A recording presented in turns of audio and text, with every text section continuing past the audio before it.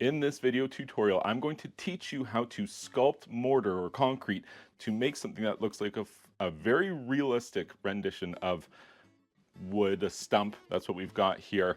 It's a really easy project. This is good for beginners to do. I know it looks kind of fancy and complex, and there's a bunch of steps, but I'm going to show them all to you.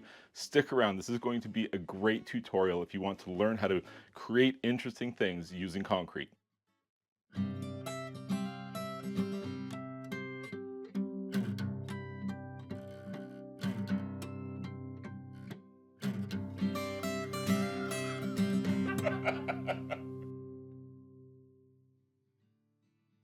I picked up some wood texture stamps and a roller for making a wood textured concrete finish. I got these from Amazon. We're going to be making this together today. We're basically going to make a tree stump with this, and we're going to aim for something in the, entry level, beginner kind of thing. Nothing too fancy. You can actually get pretty fancy with this process, taking a lot of liberty with hand sculpting and then doing things like intricate acid stains for very realistic colorations. We're just going to keep it really simple. We'll have like a two-tone coloration for the, and kind of like browns, tans for the coloration, and then the texture, of course, is going to be supplied by the texture kit that I was able to pick up on Amazon. I will try to put a link in the description in case you're interested in what these are, but they're just very, very simple things, kind of like that's going to be the center ring there. I'm going to start by measuring that out, kind of approximating how big this thing's going to be, start cutting it down. I mean, there's not a lot of trees that grow in that shape, so we'll see what we can do to reshape this a little bit, make it look a little more tree-like. And then we can look at applying some mortar. Then we can look at applying these textures. We'll see how these textures work out. I've never used these ones in particular. I'm very interested to see how realistic of a tree/wood effect I'm able to achieve using these particular tools. Stick around, let's find out.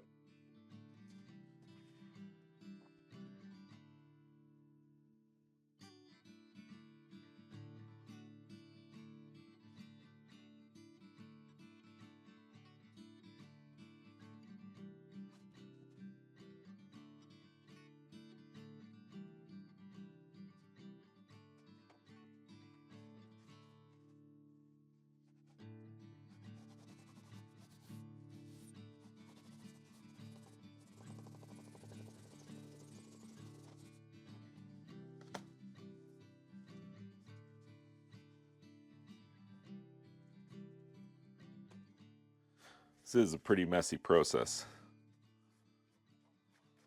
dealing with all this styrofoam.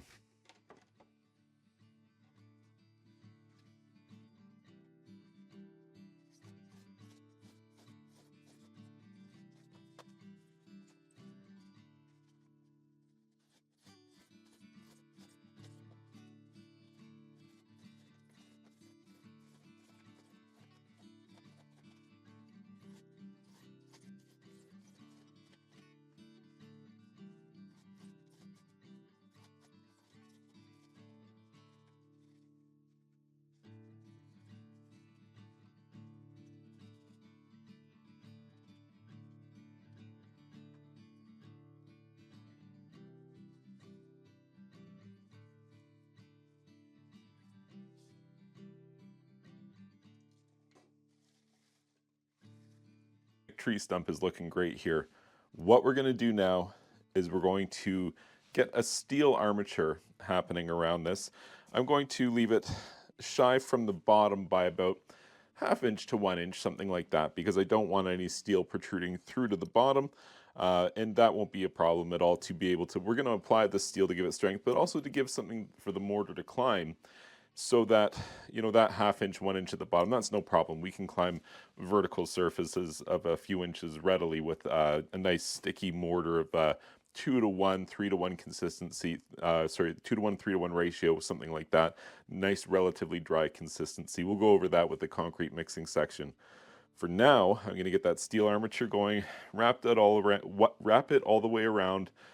Probably 1 layer of lath is all we need. We don't need any reinforcing wire or anything thicker like this, because we have this styrofoam core. The styrofoam core is actually going to provide a fair bit of structural integrity here.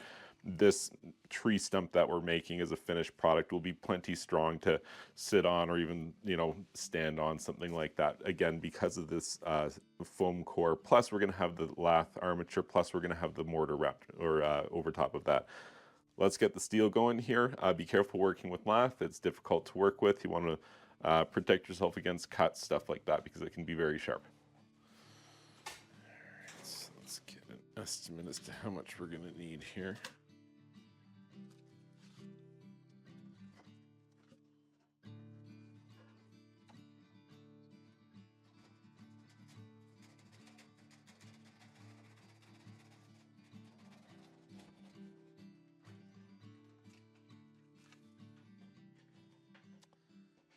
We have some options for how we're going to hold this in place, but one of my preferred methods is just to use roofing nails or common nails, even spiral nails, basically whatever I can get for cheap. If you're buying at full price, I don't know, like maybe tie wire, a mechanic's tie wire. You can kind of bend a candy cane into one of these and you can use that to press in and hold, and it works okay. It's certainly not as convenient as using roofing nails, or, you know, like a 3 or 4 inch common nail is kind of my favorite thing to use. But again, you can't pay full price for this stuff, or if you do, you know, you're spending a fair amount. It'll be the most expensive part of the project that you're doing, probably.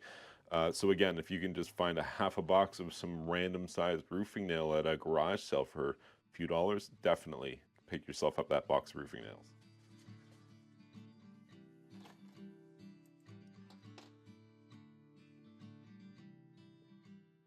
That's the stuff I'm talking about there. I use those for the ones that I really don't want to let go. And then, you know, something about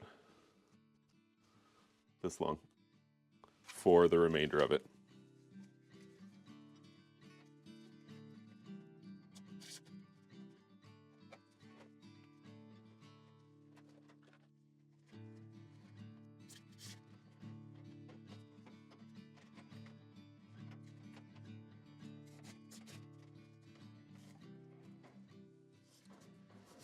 If I can, I'll bring the lath all the way around and I'll pin it with, you know, a little bit of overlap there. And that helps to kind of really get it tight, snug around there so it's not moving around too much. But you notice kind of at this stage, it's kind of difficult to handle. So I just wanted to show you from here, kind of just manhandle it, crimp it up where you need to. Be aware of, you know, where you're grabbing, because again, this stuff is punishingly sharp, especially along the cut edge. So you do have to work carefully. But like right here where it just takes off into no man's land, I'll just kind of swoosh it down and go ahead and continue right off the end. I'm probably going to cut off most of this here. Actually, maybe now's the time to do that, huh? Let's go ahead and cut off what I estimate to be most of this. I'm going to leave an inch or two extending past the top, which I will fold over, and then the rest of it is just wasted at this point.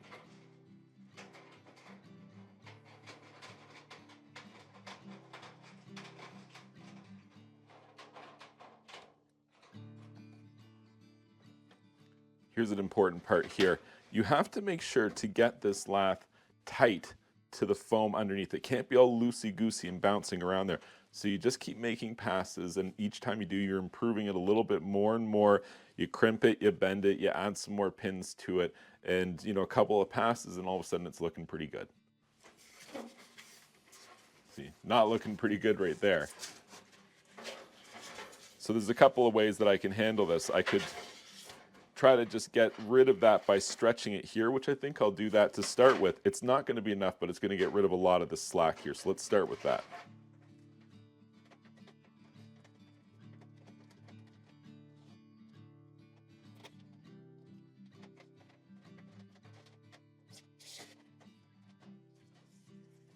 A little bit. Okay, so now what we can do, it's really easy. You can just cheat this stuff.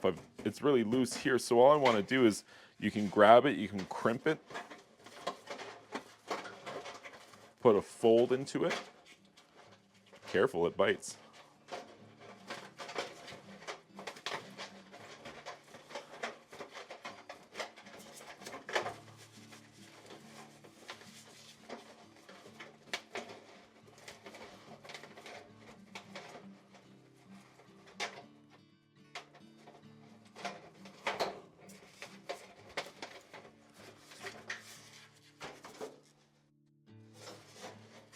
not perfect yet, but I don't even have the pins in it. Right now it's just the bend of the metal that's holding that tight.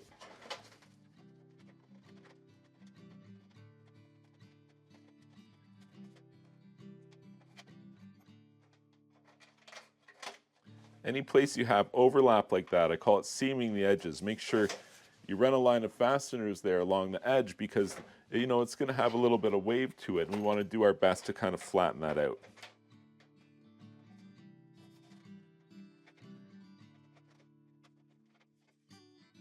Looking a little better.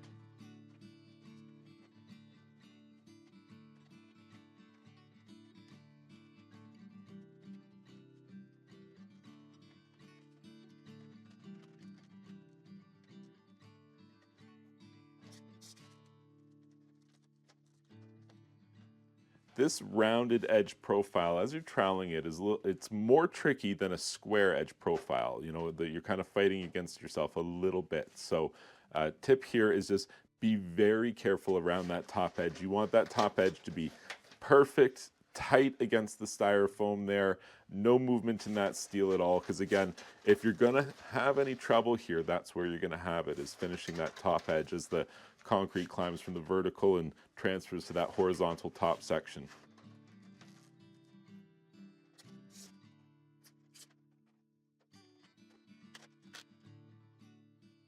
So it's looking pretty good here. Basically, now I'm just going to give it one more pass. I'm going to burn up a bunch more of these small ones, putting them in, because again, I don't want any movement. If there's movement in that steel as you climb the vertical surface, the movement will cause it to fall off and you're fighting it. The tighter you pin this, the better your results will be in the next stage.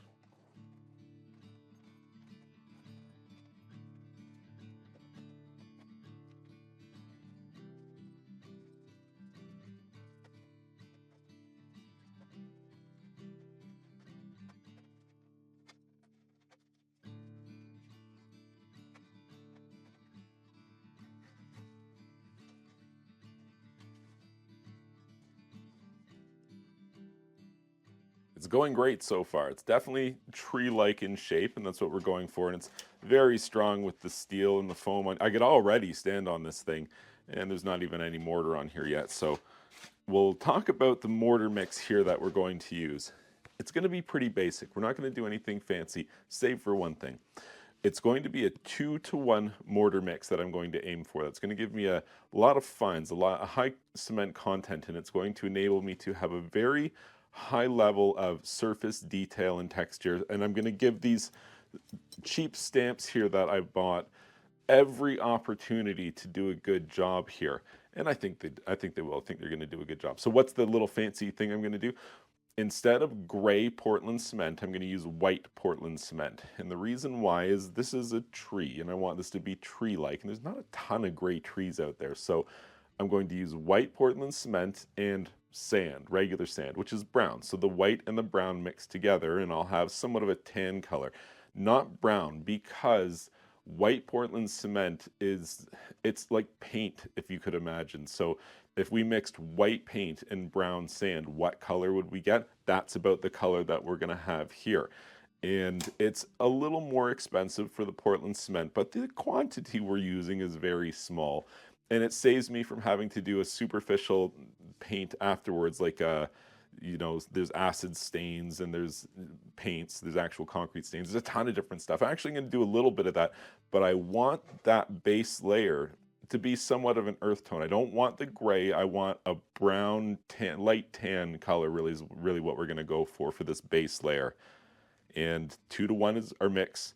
The only other thing that I'm going to add to it, and it's not super fancy, but I'm just going to add a little bit of acrylic fortifier, which is like acrylic or latex. And this helps the concrete to be a little stickier on the trowel. It takes a little bit longer to set up and gives me more time to work with farting around with texturing and adding details, things like that. But more importantly, it's going to add some resistance to water permeation, which is something that I want because this is going to live outside and not inside my house.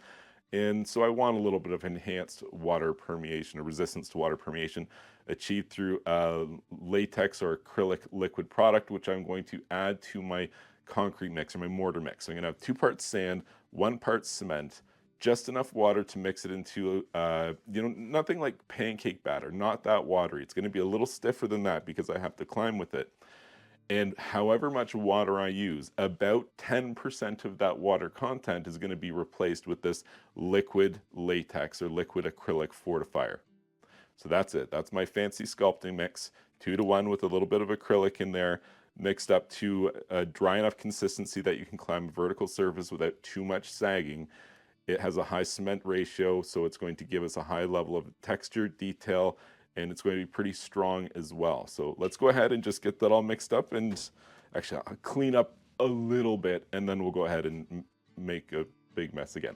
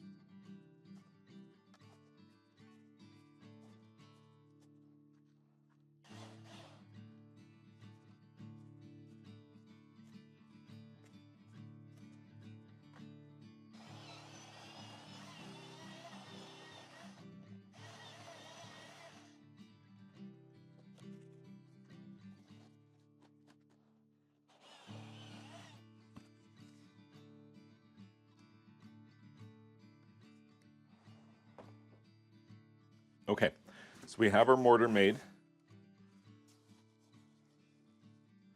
It's all right. It's a little on the dry side. See how it goes. It's actually good right now, but I know from experience, the white cement that I use, that stuff, it's finer than the regular gray cement, and as a result, it sets up a little bit faster. So I'll just get started here so I don't get behind.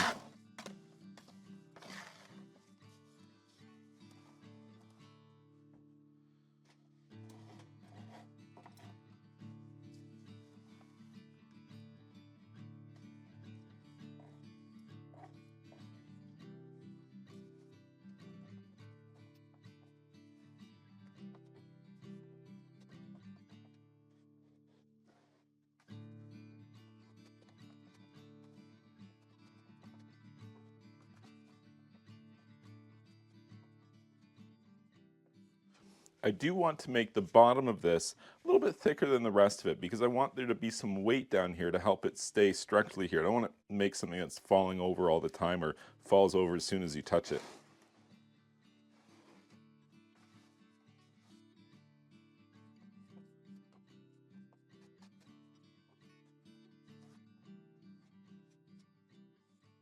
Now that we're past the base by a few inches here, I can go ahead and start applying it a little bit thinner. As long as you cannot see the lath pattern through the mortar, then that's good enough for thickness.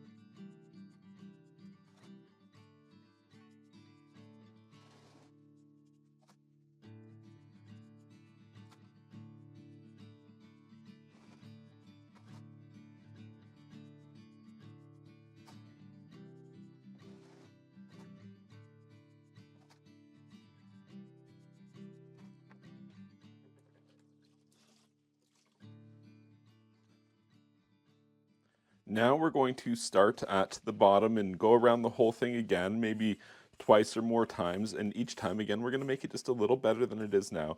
And the whole time we're going, we're going to be listening for the sound of steel scratching on steel. That's the sign that we're just a little too thin in that area and we're going to add a little bit more material.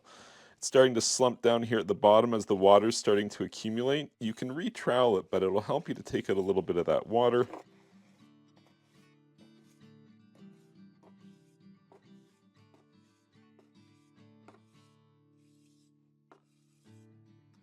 Keep your trowel wet to help you with this smoothing stage.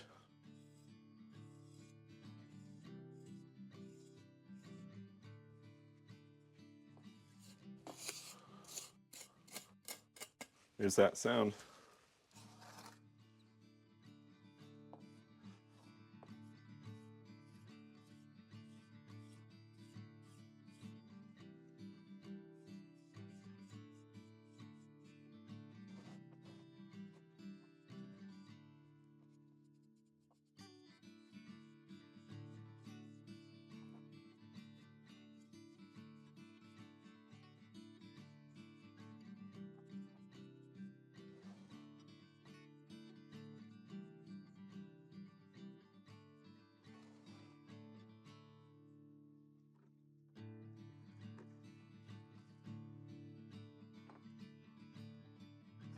A little bit of water.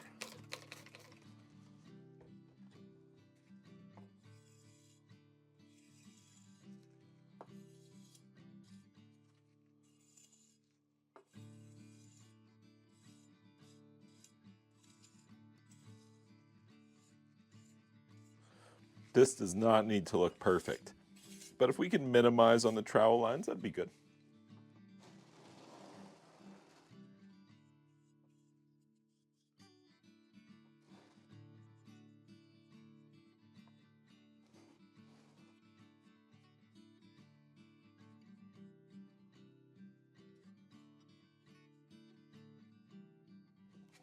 So these stamps here, I'm going to do a couple different things. I'm going to use this guy here,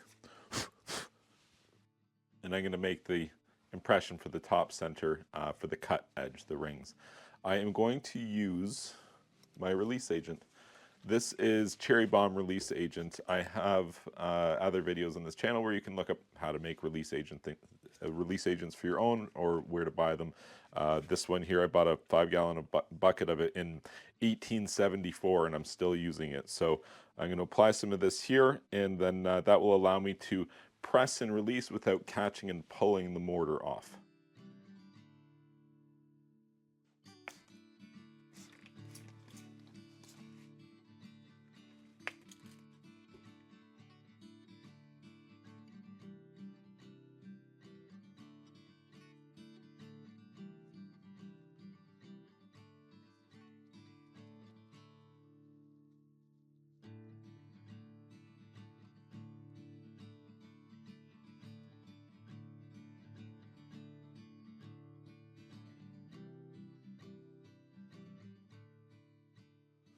Not terrible. I'll have to do some more work there, but that gives me a starting point. I do wish that centerpiece was deeper.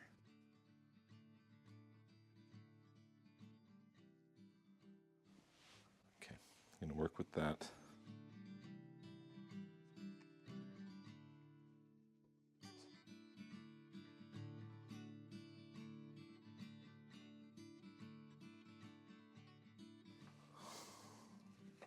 It's a repeating cut pattern from up here, but we'll just go with it.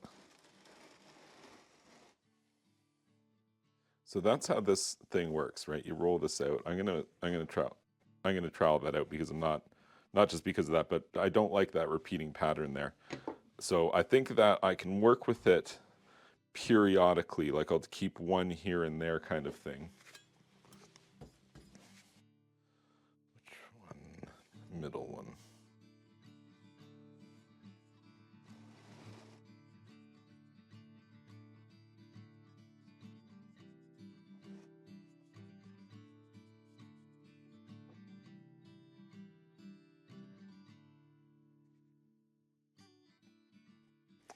Yeah, I don't love either of them. I mean, the roller is the right one to use, but such is the nature of a very cheap set like this. Okay. One more time.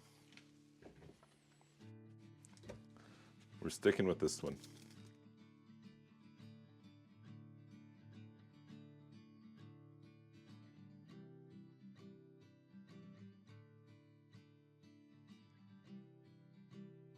Okay, we'll make that work. Okay, so now let's use some of these other ones here.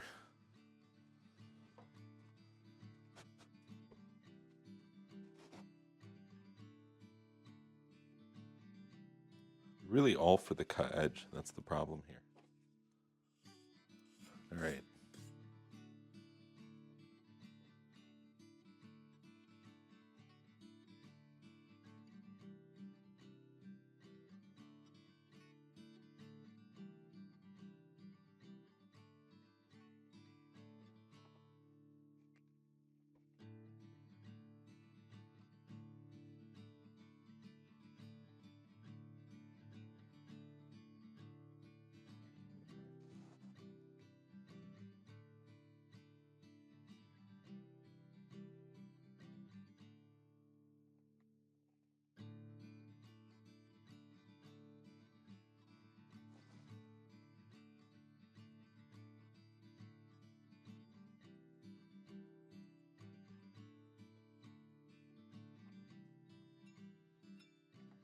The point trowel comes in handy about this time in the sculpting process, just to help you get into the crevices there, and I think we'll start using that.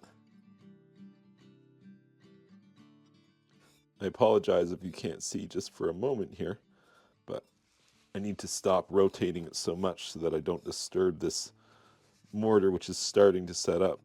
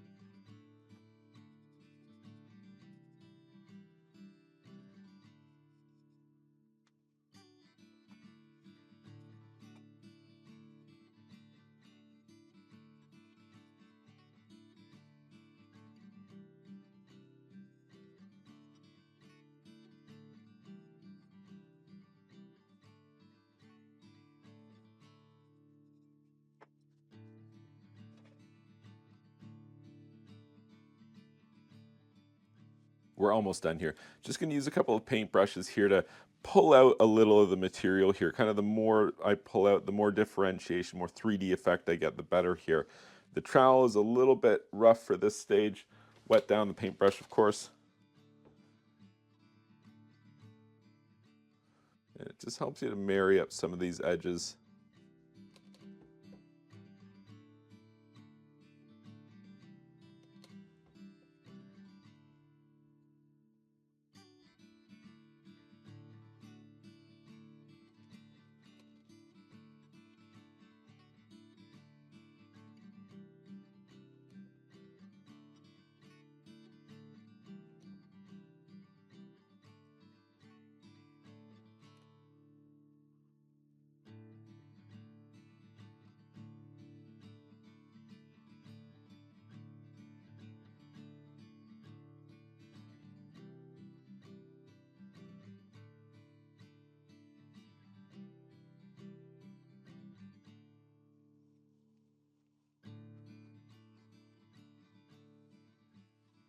Okay, that's pretty much all we can do for today. We're going to let this set up overnight, maybe cure for a couple days, come back, scrape it, sand it, paint it, seal it, and then it's going to look like a tree stump.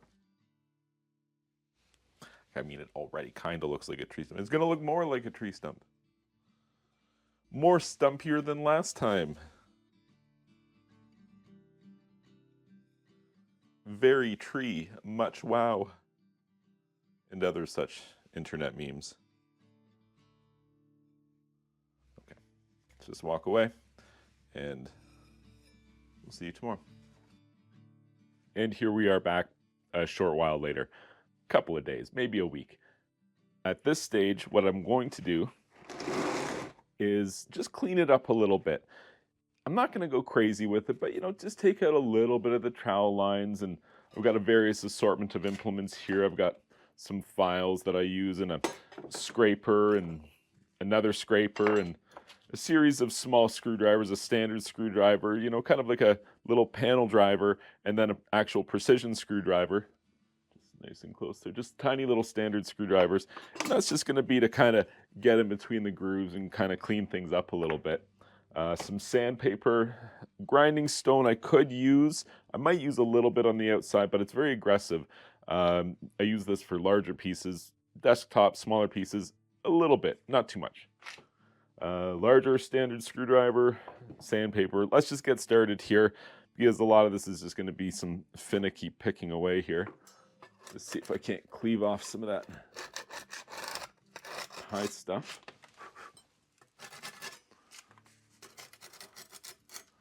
I'm going to do a little detail work here, and then once I really get sanding and grinding this, I'll go ahead and put on a mask.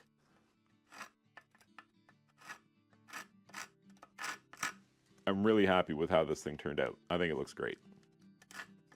It's not even painted yet.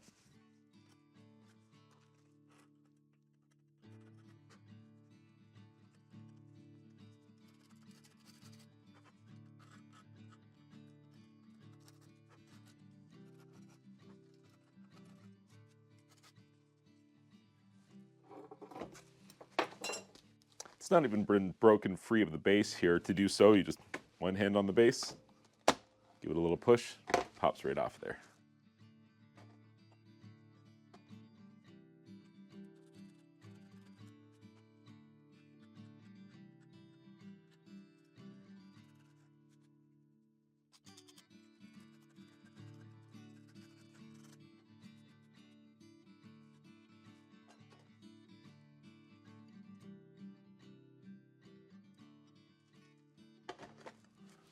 Looking pretty good. I mean, it's not perfect, but what you want to do is kind of take off all the stuff that's going to flake and crumble off, because I'm going to paint this, and if it continues to flake and crumble off, then it's going to expose the unpainted concrete underneath.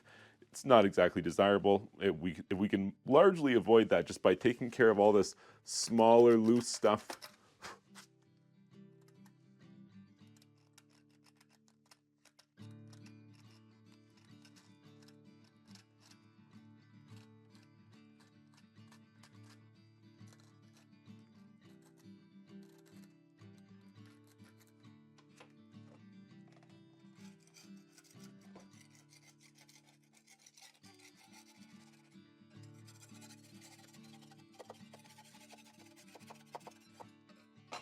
All right, let's get the masks on.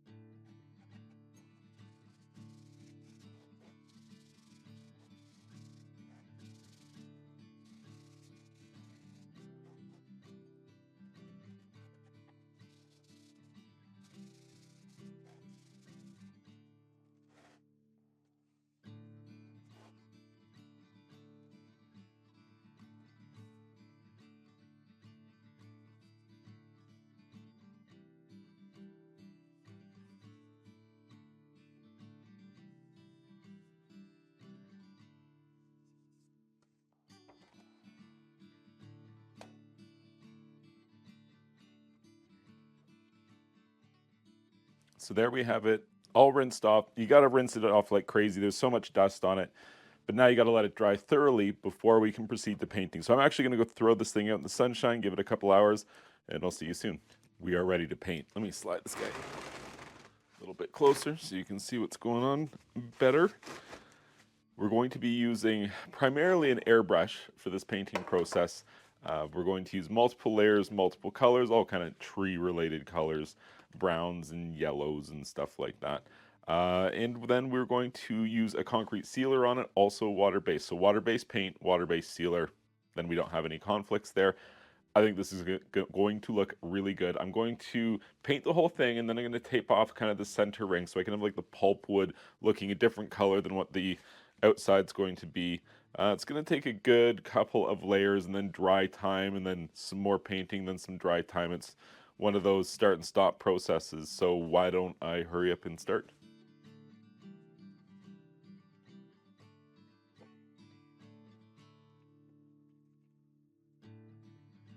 Burnt umber.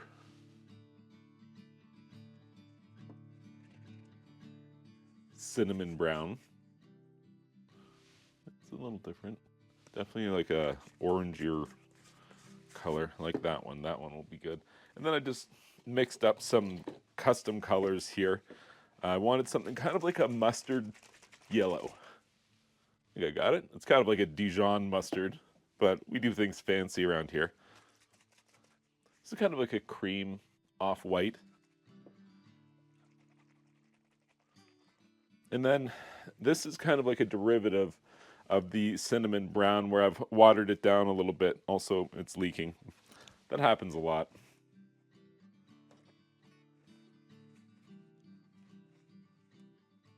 But I think between all of these different colors here, we're going to get some pretty realistic effects. I've got one little trick up my sleeve. Not going to tell you what it is. You're going to have to stick around to find out.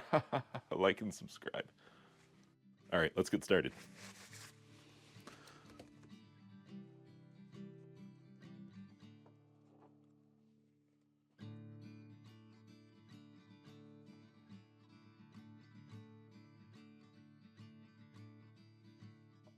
Somewhere like 3 parts water, 1 part latex or acrylic paint.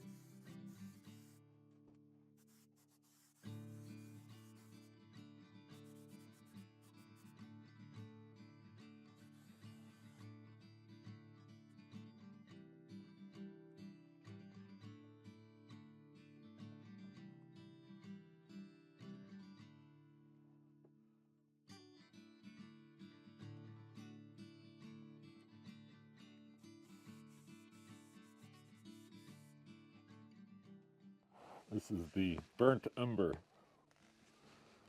It's about 3 parts water, 1 part paint.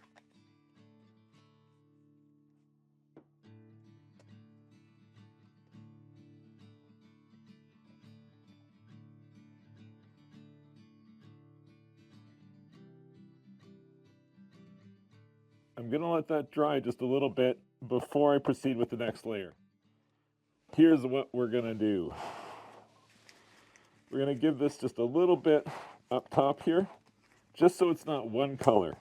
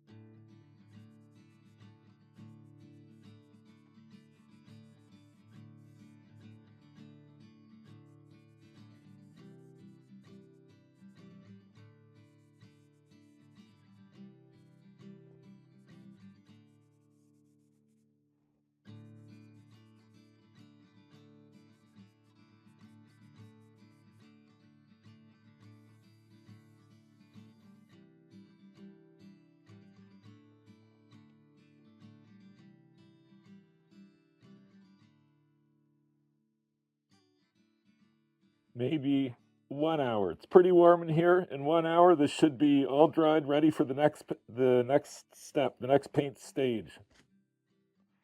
All right, we're back. It's dry. Let's keep going. I'm going to reuse this bottle here, and we're going to make up some of this cinnamon brown.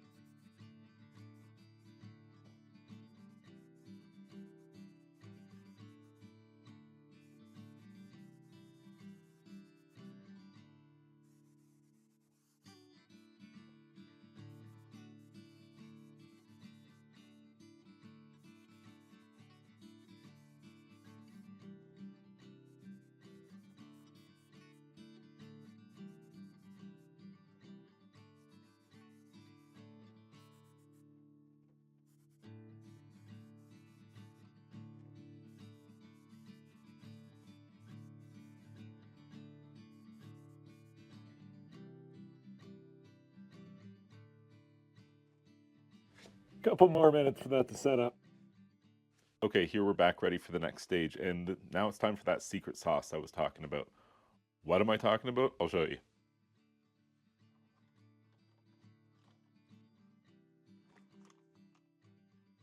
Isn't it just the best? Pick this up at the dollar store. If you're not wandering the aisles of the dollar store looking at all the stuff for $1 that you could turn into something or use for some sort of creative concrete process, you're just not living your life to your fullest there. So get out to the dollar store and pick yourself up the smallest foam roller paint set that you've ever seen, and then use it to paint an artificial tree stump. Let's get going here. First, I need a little bit of water. We're going to use more water than normal here. We're not going to have that 3-to-1. We're going to have like 6-to-1, something like that. I want this to be less of a paint and more like a, I don't know, a stain or lacquer. Maybe just a little less than that.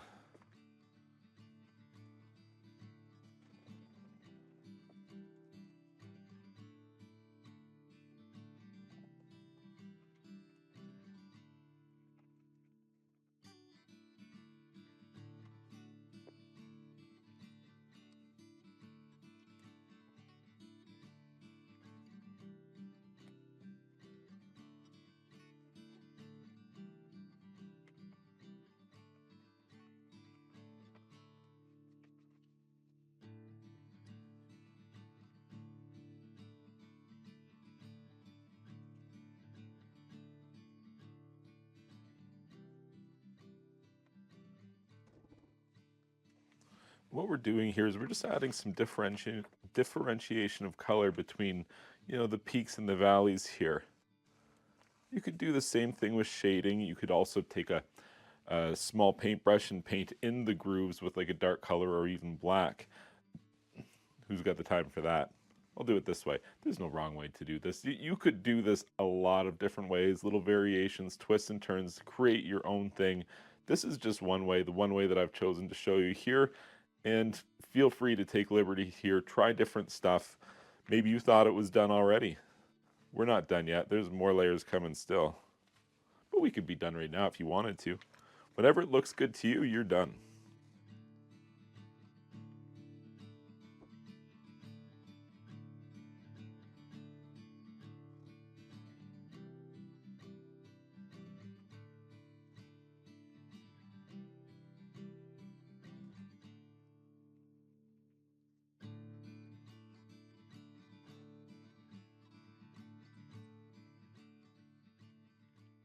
All right, I'd say that's looking pretty good. We'll let this dry again before we go any further. Okay, we're back. It's almost dry, not 100%, but that's okay. I don't mind if it blends and integrates just a little bit with this paint color here.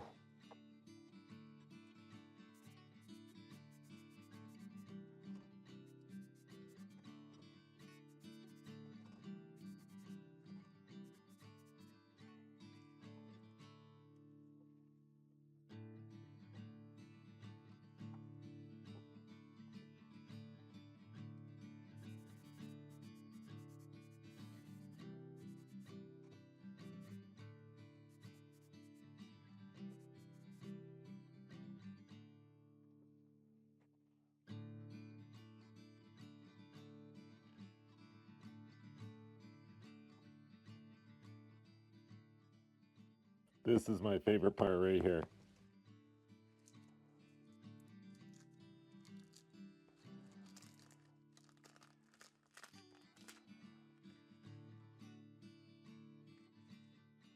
Gonna add in just a little bit of shading here.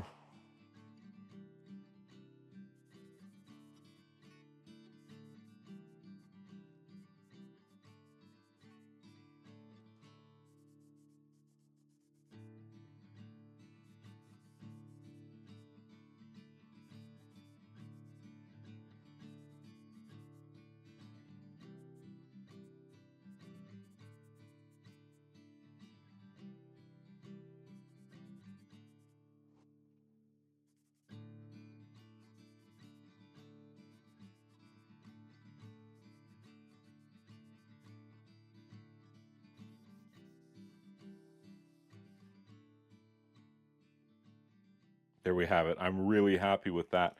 Needs a layer of concrete sealer just yet, but we can't do that until this paint totally dries. Even though there's not a lot of paint, there's a good amount of water, moisture, and concrete sealer. Very bad, they don't go together. So I'm gonna go let this thing bake in the sun for a little bit, and then I'll see you in a little bit to seal it up. And now we apply a light layer of a water-based acrylic concrete sealer.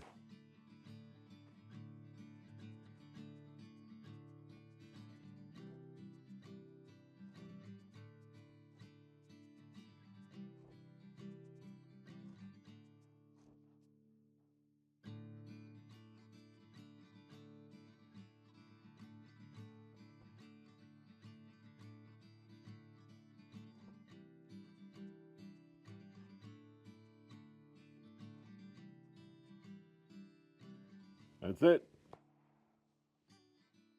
There we have our finished product. I love how this turned out. It's so easy. There's so many different things that you could do, starting with kind of this as a platform, like, great, we made a stool or something like that. But next, like, build some arms on it, try a different paint color. There's a lot of different stuff that you could do with a sculpted or faux wood or faux stump kind of texture. Take a closer look at some of these textures that we achieved using that set. A little shadowed there. Let me get some better light. There we go. Can you see that? I feel like that's a good light there.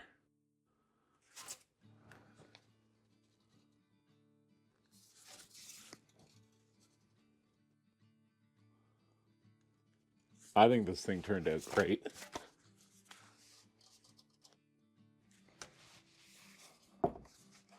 I cannot wait to get that out in the garden. Reseal that with concrete sealer about once a year. I only did one coat because it's got a lot of grooves and you don't want it pooling, and that's kind of what it would do here and what it was doing. So the one coat of sealer definitely was adequate. One more once a year and this thing should hold its color indefinitely. I hope you enjoyed this tutorial. I had a lot of fun doing this one. If you did, please like this video and subscribe to my YouTube channel.